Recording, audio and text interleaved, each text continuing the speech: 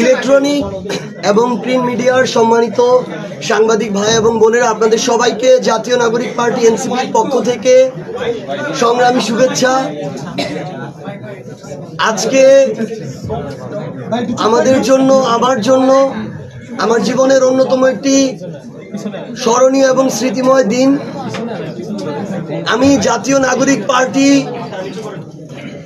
এনসিপির কাছে আমার যে মনোনয়ন যে আবেদনপত্র, সেই আবেদনপত্রটি সংগ্রহ করেছি।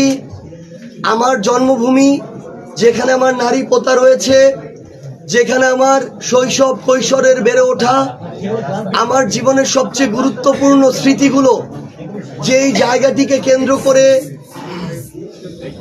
এখন পর্যন্ত আমাকে বড় করে তুলেছে, আমার সেই প্রিয় জন্মভূমি, সেই জায়গা পঞ্চগড় 1 আসনকে কেন্দ্র করে আমি আমার মনোনয়নের যে আবেদনপত্র সেটি সংগ্রহ করেছি।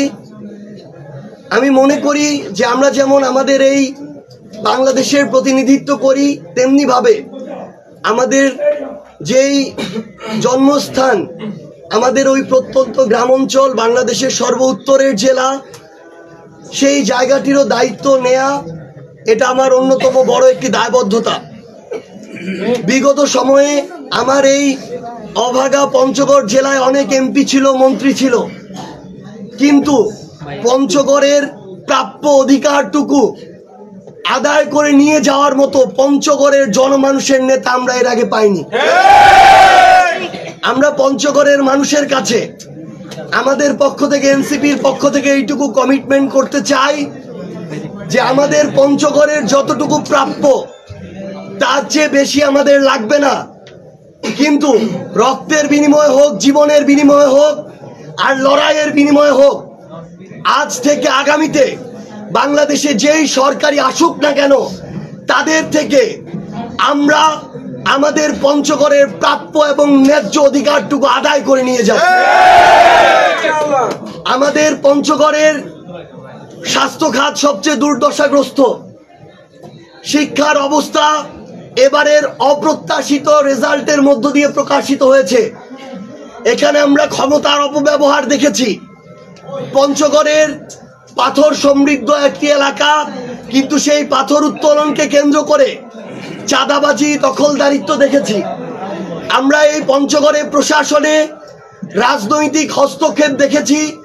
অনেক নিরীহ মানুষের উপরে হয়রানি, জুলুম, নির্যাতন, মিথ্যা মামলার, জেলের চক্কর খাটা, থানায় চক্কর খাটার মতো অসংখ্য অপ্রত্যাশিত ঘটনার মধ্য দিয়ে আমাদের সাধারণ মানুষকে যেতে হয়েছে। আমরা জাতীয় নাগরিক পার্টি এনসিপির পক্ষ থেকে আমি আমার পঞ্চগড়ের মানুষের কাছে এই ওয়াদাটি করতে চাই, পঞ্চগড়ের মানুষ যদি আমাদেরকে সহযোগিতা করে, সমর্থন করে, আমাদের জন্য দোয়া করে, এবং আমরা একসাথে যদি এনসিপির পক্ষ থেকে পঞ্চগড় 1 আসনে আমরা জাতীয় সংসদে আগামীতে প্রতিনিধিত্ব করতে পারি, আমাদের এই পঞ্চগড়ে আমরা চাঁদাবাজি, দখলদারিত্ব, দুর্নীতি, ক্ষমতার অপব্যবহার সহ সকল ধরনের অপকর্মের কবর রচনা করব।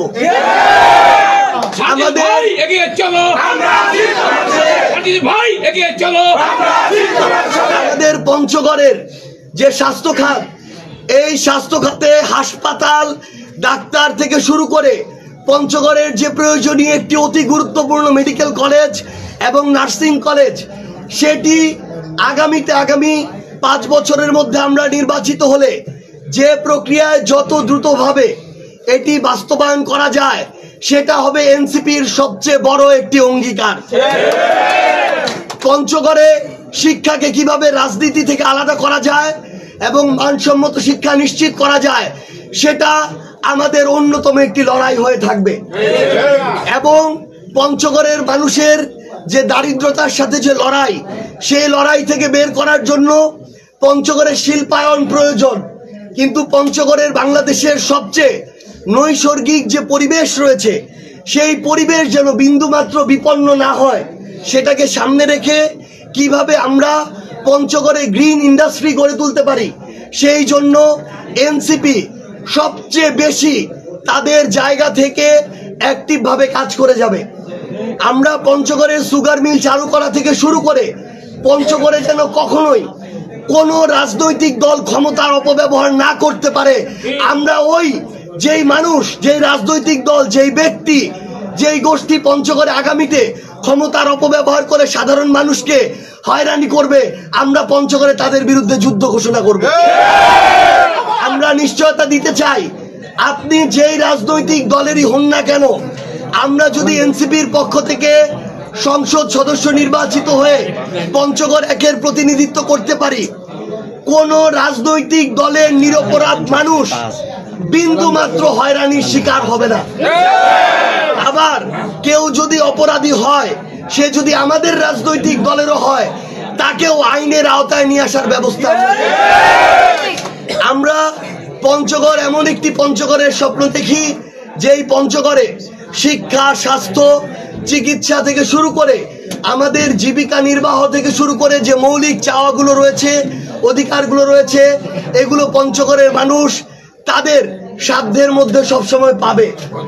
এবং সবচেয়ে গুরুত্বপূর্ণ, পঞ্চগড়ের পাথর থেকে শুরু করে বিভিন্ন ধরনের পরিবহন এর হাজার হাজার শ্রমিক ভাইরা রয়েছে, তাদেরকে এতদিন ধরে শুধুমাত্র তাদের রক্ত শোষণ করা হয়েছে।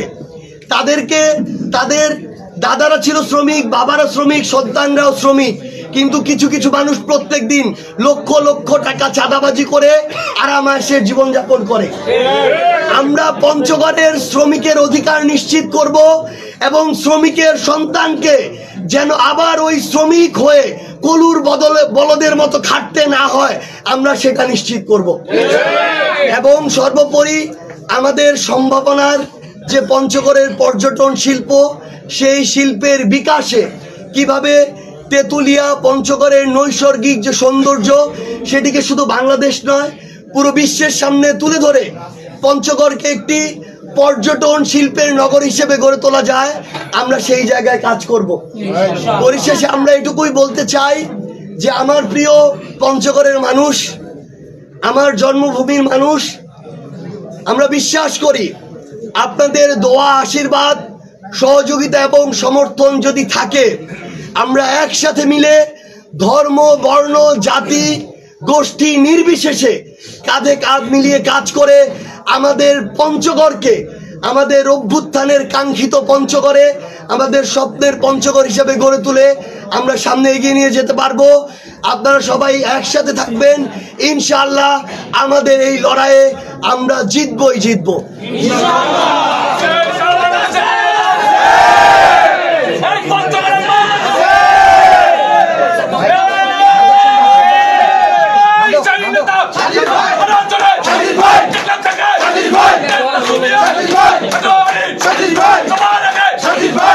এবং আরেকটি গুরুত্বপূর্ণ কথা শুধু পঞ্চগড়বাসীর জন্য নয়, প্রথমেই পঞ্চগড়বাসীর জন্য বলতে চাই, আমার পঞ্চগড়ে 2টি আসন রয়েছে। কেউ যদি আমার পঞ্চগড়ে 1 আসন থেকেও মনোনয়ন সংগ্রহ করতে চান, আপনারা নির্দ্বিধায় এবং প্রয়োজনে আমাদেরকে জানাবেন, আমরা সহযোগিতা করব। আপনারা আপনাদের ইচ্ছা অনুযায়ী পঞ্চগড়ে 1 আসন থেকেও মনোনয়ন সংগ্রহ করতে পারবেন। এবং পঞ্চগড় 1, 2 থেকে শুরু করে বাংলাদেশের 300টি আসনে যারা এনসিপির হয়ে আগামীর বাংলাদেশ গড়ার নেতৃত্ব দিতে চান, যারা অভ্যুত্থানের আকাঙ্ক্ষাকে বাস্তবায়ন করতে চান, যারা চাঁদাবাজি, দখলদারিত্ব, খুন খারাপির রাজনীতি থেকে নতুন বাংলাদেশ গড়ার লড়াইয়ে সামিল হতে চান, যারা আগামীর বাংলাদেশে জুলাই সনদে যে সংস্কারগুলো রয়েছে সেগুলোর বাস্তবায়ন দেখতে চান, যারা হাসিনা সহ বাংলাদেশের যত খুনিরা আছে এই খুনিদের বিচার নিশ্চিত দেখতে চান, এবং 5ই আগস্টে যখন খুনি হাসিনা দেশ ছাড়া হয়, যখন তার পতন হয়, তখন এই বাংলাদেশকে নিয়ে আপনি যে স্বপ্নগুলো দেখেছিলেন, যারা সেই স্বপ্নগুলো বাস্তবায়নের লড়াইয়ে নামতে চান, আমি তাদেরকে অনুরোধ করব, এই নভেম্বরের 20 তারিখ পর্যন্ত আপনাদের হাতে সুযোগ রয়েছে। আপনি একজন কৃষকের সন্তান হন, শ্রমিক হন, কিংবা যেই পেশার মানুষ হন না কেন, এনসিপির কার্যালয়ের দরজা আপনার জন্য খোলা। এই নভেম্বরের 20 তারিখের মধ্যে বাংলাদেশের যে কোনো আসন থেকে আপনি আপনার মনোনয়ন পত্র সংগ্রহ করুন।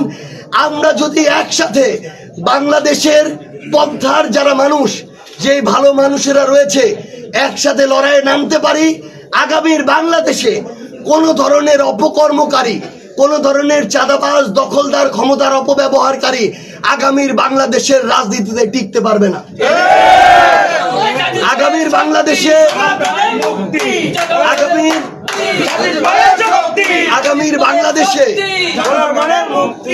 আগামীর বাংলাদেশে ভালো মানুষদেরকে শুধুমাত্র কোন মার্কা, দল, ব্যক্তি বা গোষ্ঠীর মধ্যে সীমাবদ্ধ থাকলে হবে না। আপনারাও 24 জুলাই অভ্যুত্থানে আপনারা জুলাই রেভলিউশন করেছেন। আগামীর 26 নির্বাচনে আপনাদেরকে এনসিপির পক্ষে, বাংলাদেশ গড়ার লড়াইয়ের পক্ষে ব্যালট রেভলিউশন করতে হবে। ইনশাআল্লাহ কোন দল কি আছে? বাংলাদেশের কোন দল আছে? কোন দল? আরো জোরে ইনশাআল্লাহ আমরা সবাই একসাথে আগামীর সংসদ নির্বাচনে জনগণের প্রতিনিধিত্ব করে, জনগণের কণ্ঠস্বর হয়ে 300 আসনে নির্বাচন করে জনগণের প্রতিনিধি হিসাবে আগামীর সংসদে আমরা জনগণের প্রতিনিধিত্ব করব সরকারি দল হিসেবে। আপনারা সবাই এই লড়াইয়ে থাকবেন, সবার সাথে ইনশাল্লাহ আবারও দেখা হবে। আচ্ছা, আমরা সবাই একসাথে একটা এনসিপি স্লোগান দেব।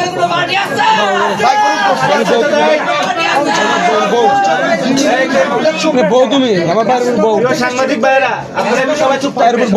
প্রিয় সাংবাদিক ভাইরা, আপনাদের কারেন্ট ইস্যুতে স্পেসিফিক কোশ্চেন থাকে, আমরা 2-3টে কোশ্চেন নিতে পারি। কিন্তু আপনারা অনেক কষ্ট করে এসেছেন।